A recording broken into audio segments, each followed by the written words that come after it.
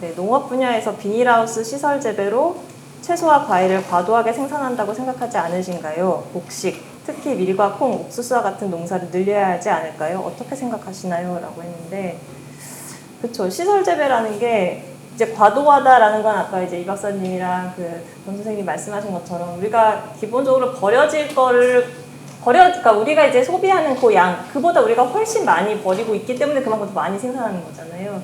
그런 면에서 이제 대답이 됐다고 보고, 사실 시설재배 오늘 얘기는 하진 않았는데, 우리나라 시설재배 면적이 거의 어디 보니까 중국 다음 두 번째? 뭐 이렇게 얘기를 하더라고요. 저도 사실은 이 책 준비하기 전까지는 우리나라에 뭐 비닐하우스 많은 거 아는데 이렇게 많은 줄 몰랐거든요. 근데 진짜 딱 가보면 정말 되게 많아요. 정말 많은데, 그 비닐하우스라는 곳이 사실은 그러니까 우리가 뭔가 이거를 처음부터 지을 때 뭔가 환경에 영향을 덜 주는 방식으로 뭔가 그 시설 하우스도 뭐 단열이나 이런 걸 해서 어느 정도 에너지를 충분히 줄일 수가 있거든요. 근데 그런 걸 이제 감안하지 않고서 일단 뭐 기후 위기에서 뭔가 날씨 변덕에서 보호해야지라는 측면에서만 이제 지어졌기 때문에 굉장히 그 안에서 에너지 소모되는 부분이 많은 것 같아요. 그래서 그런 부분에 대해서 사실 이제 시설 개선, 효율화 이런 게 좀 많이 돼야 되는데 그런 게 좀 아직 많이 못 되고 있는 것 같아요. 그리고 이제 곡식을 늘려야 할지 않을까, 이거는 이제 저는 이제 제가 하우스가 700평 있었어요. 비닐 벗긴 지 2003년에 벗겼나요? 그 뒤로 비닐 안 씌웠어요. 비닐 재배를 좀 상당히 싫어하는 편인데, 일단 우리나라가 왜 시설 재배로 갔냐, 역사적으로 보면은 정부에서 주도를 한 건 맞아요. 정부에서 왜 주도했냐면은 수익 개방을 계속 하다 보니까 우리나라 농업 자체가 체질이 약하니, 그러니까 밀, 콩 이거를 소위 말하는 주산국, 미국이나 아르헨티나, 브라질이랑 경쟁하기는 밀리니 그거는 도태시키고 좀 괜찮은 시설 재배 종목으로 전환하라요. 그래서 보조금을 상당히 많이 줬어요. 지금 그쪽으로 전환한 거예요. 그리고 우리가 이제 수리안전답이라고 소위 말하는 이제 논을 경지정지를 해냈음에도 불구하고 거기는 논농사를 위해서 경지정지를 했는데 거기다 다 하우스를 져야지. 엄밀히 얘기하면은 국가에서 투자해놓고 관리를 못하고 거기다 하우스를 짓게 만드는, 이것도 잘못된 건데, 저는 일단은 거기에 또 좀 편성한 게 뭐냐면은, 우리 지금 딸기의 주 계절이 언제죠? 겨울이죠? 네. 그렇게 생각하시잖아요. 그렇게 돼버렸죠. 네. 여름에 5월 달에 딸기 따먹고 앵두 따먹고 뭐 이렇게 해갖고 여름으로 이렇게 넘어가는 거거든요. 넘어가는데 그런 개념이 없어요. 당연시 생각해요. 눈 내릴 때 딸기를 먹어야 맛있다. 이게 당연한 건가요? 그러면서 그 딸기를, 눈 내릴 때 딸기를 먹으면서 기후변화 얘기하고 탄소 중립을 얘기를 할 수가 있을까? 물론 농민들은 글로 간 게 뭐냐면 지금 딸기를 많이 농사져요. 이건 돈이 되니까. 정부에서 왜 돈이 되냐면은 농산물 값이 안 올라가면 어떤 거로가 대체적으로 보조를 받아야 돼요. 생산 원가를 보조를 받기 위해서. 친환경 농업이 관행화된 이유 중에 하나가 친환경 농산물 값이 없는데 직불금이나 다른 보조금을 받기 위해서 관행화가 되고 있어요. 자재사업으로 가고 있고. 실질적으로 소비자, 아까 제가 말씀드린 소비자가 소위 말하는 제2의 생산자가 돼서 견인을 해줘야 하는데 그게 없습니다. 눈에 안 보이는 거 안 보고 일단 마트에서 가서 사 먹으면. 그래서 저는 밀, 콩 자급률 높이자라고 하지만 실질적으로 우리나라 토종 밀이 수입산 밀보다 밀가루 재분되는 비율이 낮아요. 이거는 우리나라 토종 밀이 갖고 있는 한계가 있어요. 그 종자 개량이나 이런 부분도 있고, 콩 같은 경우도 마찬가지예요. 그리고 외국에서는 우리나라는 이제 GM 종자를 자체가 인정을 않지 않습니까? 근데 미국이나 아르헨티나, 브라질에 심는 건 GM 종자를 LMO, GMO를 인정을 해요. 그리고 우리나라에서는 저는 소비자가 진짜 얘기하고 싶은 건 뭐냐면은 이제 어느 자리에서 그 말씀을 드렸는데 진짜 개, 고양이 사료에는 GMO 표시를 합니다. 사람이 먹는 건 안 해요. 사람이 먹는 거는 GMO 표시를 안 해요. 할 수 있는 부분은 이제 대부분이 한다라고는 하지만 실제로 유기농 식품 일부에서 하지 실질적으로 안 해요. 마트에 가서 그 개, 고양이 사료를 쭉 놓은 거 보면 10,000원짜리부터 50,000원짜리거든요. 논GMO 표시가 돼 있습니다. 사람이 먹는 거, 콩기름 이런 거 진짜 안 보여요. 돼 있다고. 그런 거부터 조금 소비자들이 가시고 이분들이 어떻게 해야 따라서 밀콩의 자급률이 높아질 텐데 실제 이거를 적절하게 저는 이게 이제 음모라면 음모론을 얘기를 할지도 모르겠는데 함께 만들어가는 이 생산자와 소비자가 만들어가는 속에서 그 자급률, 생산량은 높아질 수밖에 없고 거기에 대해서 일정 정도 그 비용들이 어느 쪽에서든 간에 보전이 돼야 합니다. 어느 쪽에서든 간에. 지금 딸기나 시즈라우스 재배하는 것보다 이게 안 되거든요. 지금 벼농사 짓는 사람들한테 바보라고 해요. 벼농사 짓는 논에다가 하우스를 짓는 게 조직 면에서 엄청 이익인데 그렇게 되면 벼농사 짓는 것보다 하우스를 갔을 때 탄소 배출이나 이런 부분은 훨씬 많거든요. 그러면 현재 그걸 유지한다고 할 때 어떻게 할 수 있을지. 그러니까 최소한 현재 방식의 시설 집약식으로 들어가지 않고 지금 그 도시농업, 도시건물 농장, 식물 공장 얘기를 많이 하거든요.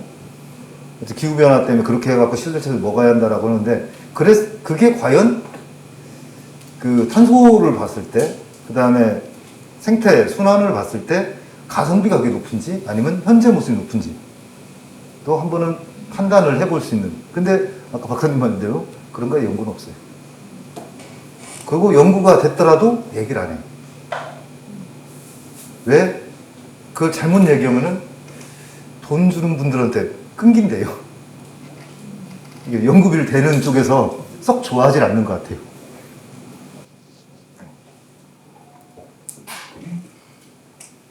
더 이야기 하실 분들이 계시겠지. 네. 안녕하세요. 저는 그 에너지 환경 전문 변호사 이창백입니다. 오늘 저희 윤지로 작가님이 좋은 책을 써주셔서 특히 이제 농업, 뭐 임업, 축산업, 뭐 수산업 쪽에 집중해서 저희가 관심 가지 못했던 부분들을 많이 조명해 주셔서 이게 감사한 마음도 있고 이게 뭐 동질감도 있습니다. 저도 이제 박사님 말씀하신 것처럼 에너지 환경 문제 되게 많이 고민했었거든요. 근데 제가 생각했을 때는 그 오늘 들으면서 굉장히 정말 이렇게 동지 의식을 많이 느꼈던 게 결국은 저희가 해야 되는 거는 어떤 저희의 이제 조금 구태의연한 표현으로 절약이 필요한 것 같아요. 그러니까 저희가 생산량 증대, 경제성 향상을 위해서 그동안 달려왔었고 그것에만 초점을 두다 보니까 정말 뭐 탄소 중립이라든가 이런 이슈에 있어서는 다 후순위로 밀었던 것 같아요. 말씀하신 것처럼 단순히 뭔가를 더 재배하고 또 그쪽에 더 철새가 안 온 이유는 이제 다른 별을 제외한 다른 것들을 다 포기했다. 그런 거거든요. 즉 내가 목표한 경제성만 두고 판단하기 때문에 다른 것들 하나도 되지 않는 거예요. 돼지도 마찬가지고요. 그 좁은 대표님께서 운영하시는 것에 그렇다는 게 아니라 좁은 우리에 가둬놓고 정말 불쌍하게 그렇게 정말 먹잇감으로만 사육되는 그 돼지들 사이에서 구제역이 도는 건 당연한 거고요. 너무나 열악한 환경에 있는 거는 동물 학대이기도 하지만 또 한편으로는 그러니까 저희 어렸을 때는 닭고기, 돼지고기 이런 거 생일이나 명절 때만 먹었거든요. 근데 지금은 아무렇지 않게 먹을 수 있잖아요. 결국 그런 것들을 저희가 얻으면서 저희의 만족을 얻으면서 포기한 거는 결국 탄소거든요. 이 환경. 그래서 저는 아까 말씀하신 것처럼 정말 우리가 준비가 돼 있느냐, 다 같이 공감대를 가지고 그런 상황을 우리가 받아들일 준비가 돼 있느냐. 저는 꿈꾸기는 지금 기름값이 지금 2,000원 됐다고 리터당 2,000원 됐다고 놀래잖아요. 10,000원은 돼야 된다고 생각하고요. 그다음에 돼지고기 지금 뭐 100g에 2,000원 정도 하는데 100g에 한 10,000원 이상 올라야 정상 가격으로 생각하거든요. 그러니까 예전으로 돌아가서 정말 탄소 중립을 실천하려면 저희가 지금 먹고 누렸던 모든 것들을 포기할 줄 알아야 된다고 저는 생각하고 오늘 말씀 들으면서 되게 많은 감명을 받았습니다. 뭐 어쨌든 윤지로 작가님이 이런 자리도 마련해 주셔서 너무 감사드립니다. 네. 너무너무 감사합니다. 이창백 군. 고맙습니다. 네. 그냥 갑자기 저는 방금 오늘 오후에 대학생 ESG 프로그램 운영하고 있어서 이제 대학생들 발표를 듣다 왔는데 같은데 특이하게도 ESG 주제가 되게 많은데 학생들이 한 두 팀 정도 20%가 갑자기 못난이 농산물에 대해서 주제를 정했더라고요. 그리고 한 팀이 그 중에서 마을 소멸 이슈랑 그 못난이 농산물의 이슈를 연결시켜서 이제 뭔가 조금 제한점을 찾아보겠다고 이렇게 발표를 했는데 두 개 사이에 대체 무슨 연관관계가 있어서 약간 전 코멘트를 했어요. 완전 다른 얘기 아닐까 하고서는 나중에 못난이 농산물은 저는 이제 제 생각엔 그랬어요. 이제 뭐 애호박을 다 표준화하는 거는 사실은 뭐 유통 과정에서 오히려 수송에서 탄소가 안 나오면 이것도 나름 환경적인 뭐 이득이 있지 않을까 막 이런 생각을 하면서 저는 조금 그런 코멘트를 했는데 말씀을 듣다 보니까 제가 잘못 생각한 게 있는 것 같아서 좀 제가 이제 친환경 농산물 이제 잘못하고 있는 게 뭐냐면 이제 애호박 얘기했잖아요. 인큐베이터예요. 비닐 캡을 싸요. 일단 비닐 자체를 싸갖고 모양 일정화 시킵니다. 그리고 모양 일정화하게 시켜서 비대제나 뭔가를 줘요. 못난이 농산물하고 마을에라는 거는 이 일정 정도 규격화를 하기 위해서는 일정 규모로 올라가야 돼요. 하우스도 지금 얘기하는 스마트팜 얘기하는 것처럼 일정 규모를 만들어야 돼요. 그런데 대다수의 마을에서 그런 정도에 갈 수 있는 농가들은 한계가 있습니다. 그 외에 고령농이나 뭐 이제 영세농들, 중소농들은 그런 규모까지 못 가요. 투자를 할 수 있는 여력이 없는 거예요. 없다 보니까 그분들은 내가 먹을 것처럼 농사를 쳐요. 그러니까 농산물 자체가 규격화가 안 되는 거죠. 그래서 이분들이 생산한 게 유통이 된다. 그래서 그게 소위 말하는 중소농을 위한 로컬푸드나 지역 먹거리 순환 체계가 거기서 나오는 거거든요. 그러면 중소농들 같은 경우는 적정한 시절 투자도 못 하고 적정한 거기에 대한 뭘 부족하다. 물론 그분들을 무시하는 게 아니라 그렇게 또 그분들은 이렇게 해왔던 분들이에요. 그것들을 유통될 수 있는, 소비될 수 있는 구조들. 거기에 하나가 착안된 게 못난이 농산물이나 아니면은 이제 제대로 된 농산물, 그러니까 식물 특성에 맞게 자란 거죠. 식물 특성에 맞게 햇볕을 바라보면 자라고 땅에 그에 따라서 맞게 자란 건데 우리는 규격화 일정하다 보니까 이거는 이제 공장식 그 농산물로 가갖고 투입과 그 에너지를 더 소비해서 농산물 생산할 거냐 아니면은 자연 방식으로 해고 이분들이 살고 있는 마을 고령 영세농들을 어떻게 함께 공유해 나갈 거냐 이런 차원으로 접근했다고 생각합니다. 그 덧붙이면은 여기도 책에 보면은 사실은 이 분뇨 처리에 있어서 그냥 핵심이 냄새가 제일 중요한 그거에 대한 그런데 이게 냄새가 나는 것도 아닌데 냄새를 이렇게 떠올리게 하는 것 그 자체가 이게 영향을 미친다라고 얘기하고 또 다른 어떤 요건보다 상품이 안 된다는 거, 상품성. 그래서 색깔까지 칠한다 이런 내용들도 나오잖아요. 그런데 아까 그 대학생들의 아이디어라고 얘기하는 게 저도 그걸 들은 적이 있는데 우리도 농업 관련 통계를 좀 제대로 좀 하자. 그래서 어디서 얼마나 누가 생산하는지 그러다 보니까 우르르 몰려가서 과잉 생산이 되고 또 우르르 버리고 산지에서 버리고 이런 것들을 우리 그렇게 IT라든지 데이터를 중요하게 여기는데 이것들을 좀 제대로 반영해서 하자라는 거 하나. 그다음 두 번째는 저도 못난이 농산물 신청해가지고 요즘에는 그것만 또 박스로 보내주는 곳들이 있어요. 그래서 신청을 하면은 진짜 조그만 애들이 오거든요. 그러면은 여기에 다 스토리가 쓰여 있어요. 얘는 작아서 버려지려고 했던 건데 이렇게 왔다. 그리고 여기는 갑자기 공급이 중단돼가지고 물량이 남았는데 우리가 이걸로 소화를 한다. 그래서 약간 그런 것들을 구매하면은 마음이 또 편해지고 이런 것들이 있어요. 그래서 이전과 다르게 우리가 뭐 데이터라든지 IT라든지 이런 기술들로 방금 얘기하는 이런 시도들을 할 수 있는 것들이 있다. 그래서 오히려 이런 것들을 여러 방면에서 시도할 수 있도록 하는 게 저는 중요할 것 같고 데이터 같은 경우에는 우리 이도원 대표님도 상당히 중요하게 생각하시는데요. 그런 투명한 데이터나 정보가 이 농민들과 이 소비자들을 또 이어주는 것 같거든요. 그래서 저는 그런 시도들을 많이 해봤으면 좋겠어요. 예. 그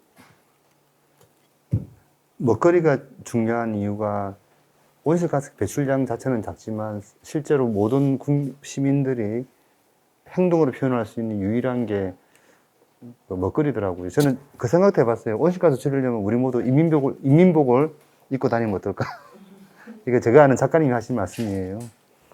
근데 워낙 그 옷이라고 하는 거는 자기 표현의 방식이기 때문에 그건 불가능하고 집을 바꿀 수 있냐? 워낙 올라서 안 되는 것 같고 그러면 이제 먹는 것만 남거든요.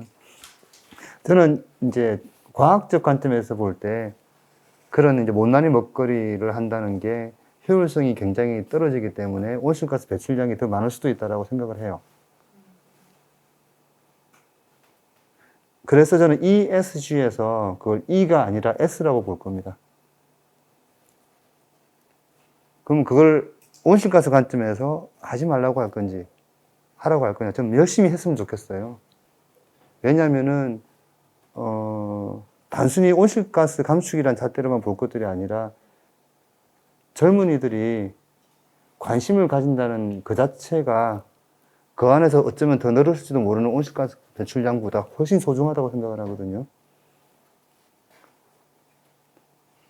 그러면서 이제 다분히 우리 먹는다는 거는 문화적 활동이고요.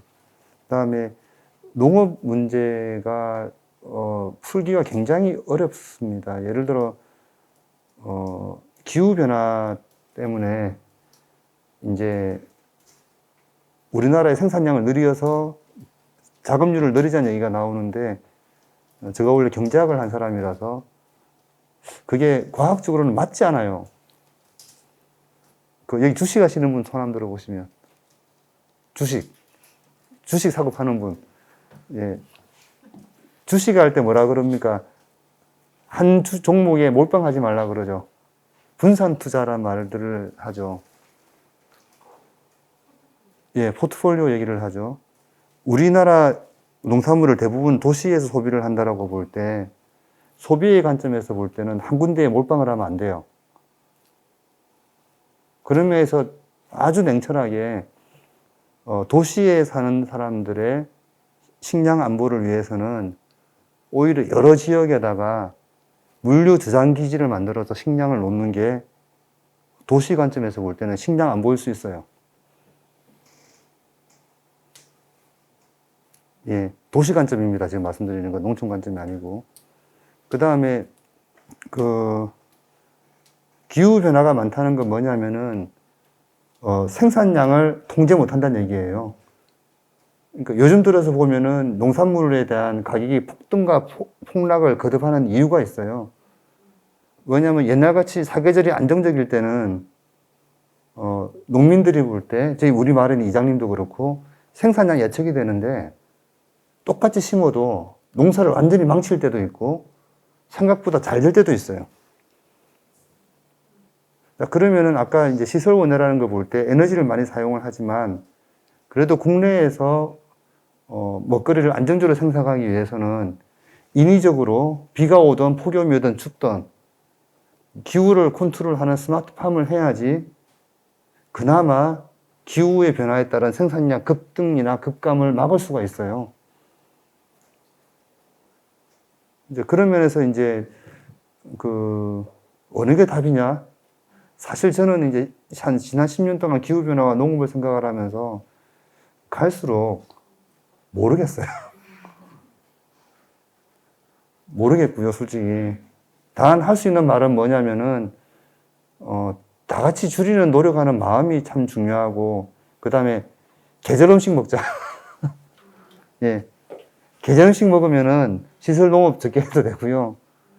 계절 음식을 했을 때 그나마 식량 안보에 위험이 좀 줄어들 확률이 높고요. 계절 음식을 먹을 때 낭비가 줄어듭니다. 그래서 이제 그렇게 작은 데에서부터 실천을 해나가고, 그 다음에 아까 말씀드린 식량 안보도 도시의 관점에서 보는 식량 안보와 농민이 가는 식량 안보는 달라요. 그러면서 그 눈높이를 도시의 관점이 아니라 농촌의 관점과 농민의 관점에서 좀 봐주셨으면 하는 말씀을 좀 드리고 싶습니다. 네, 오늘 늦으신 늦은 시간까지 자리 뜨지 않으시고 앉아주셔서 너무 감사드리고요. 혹시나 뭔가 물어볼 게 있었는데 제가 이렇게 끊는 분위기 때문에 미처 말을 하지 못했다 싶으면 저한테 여기 참석하신 분들에 한해서는 제가 뭔가 물어보시면 제가 친절하게 아는 범위에서 혹시 모르면 이런 분들한테 다 저희 윤핵관들 동원해서 제가 답변을 해드릴 테니까 네, 너무 감사합니다. 네, 고맙습니다.